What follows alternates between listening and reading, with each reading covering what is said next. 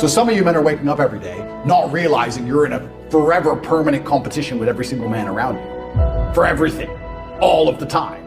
And that doesn't ever cross your mind, and you wonder why you permanently lose. Well, it crosses my mind, and that's why I'm beating you.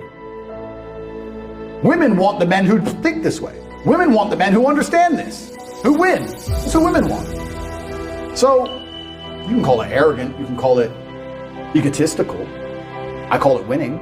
I call it realism. I call it realistic. And the best things about having most of the things I have is that other people can't have them. That's the bottom line of it. It's the reason why billionaires buy a bigger yacht than the billionaire next to them. They do not need an extra 20 feet of deck space. They want the biggest yacht in the harbor. It's the reason why they buy one-of-one Picassos. It's the reason why when Bugatti launch a new car with 80 units, they're all sold same day. That's why. Because winners all think the same way. And anyone who sits and goes, well, you should be more humble. I hear that sometimes. And then I look at who said it to me. And whenever someone tells me their opinion, this is a habit I give everyone at home. Whenever somebody gives you their opinion on anything, listen to the opinion and then stop and look at who told it to you. Because you never want to adopt the thinking of somebody who you don't want to be. Because their thinking made them. So whatever they believe in their mind is why they are the person they are. So if somebody sits and says to you, you should be more humble. I sit and think, okay, this is how my brain works. He believes I should be more humble. That's how his mind operates. The closer my mind operates to his mind, the more likely I am to be like him. Who is he? And I'll look at the person who said that to me and say, no.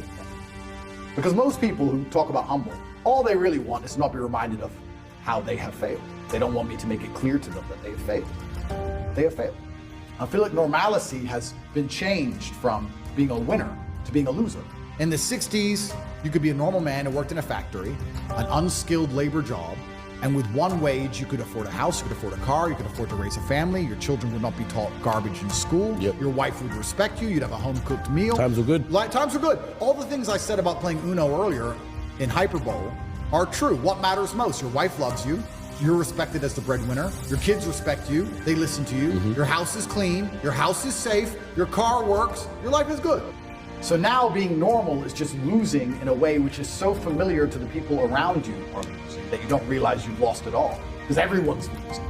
So you're like, oh, I'm just normal. No, you've all lost. You've all lost. None of you are free. You're all lost. And that's even more scary. You can't even be normal anymore. To be a winner, you have to be exceptional. You could be a winner as a normal person only 50, 60 years ago. Now the normal people can't even win.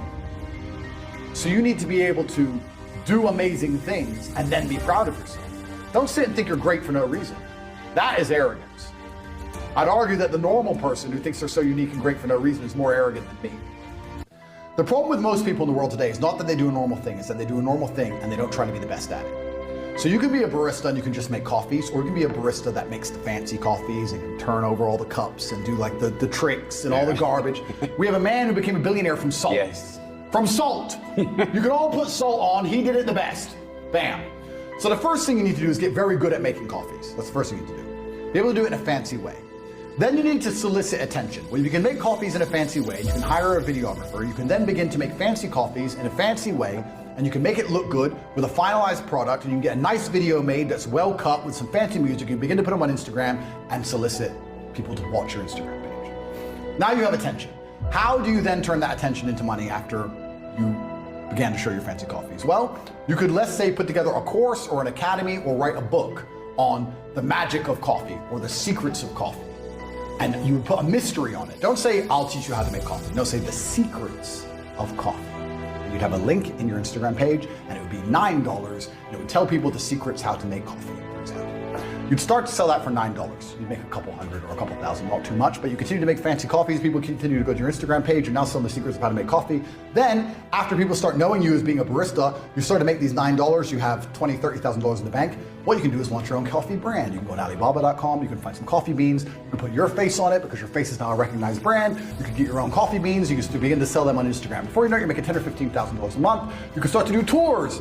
You can start to put posters on your Instagram or in your Instagram stories saying, I'm going to do master classes on how to make coffee, 20 people only, $1,000 each at this premium barista specialty coffee shop in London. The coffee shop will allow you to do it for free because they want people to know, get the advertising from you and your brand. You'll charge $1,000 each. That's 20 grand for a day. They teach people how to pour milk in a fucking cup. Boom. You've got a coffee brand, you go an online school, you're doing seminars, you put in a little bit of effort, now you drive a Ferrari. Done. It is that easy to get rich in the world today if you actually try. Maybe try. Instead, you'll go to work every day, make the coffees, go home, off. Some people are so lazy that they will work every day instead of get rich. And they think because they're working every day that they're not lazy.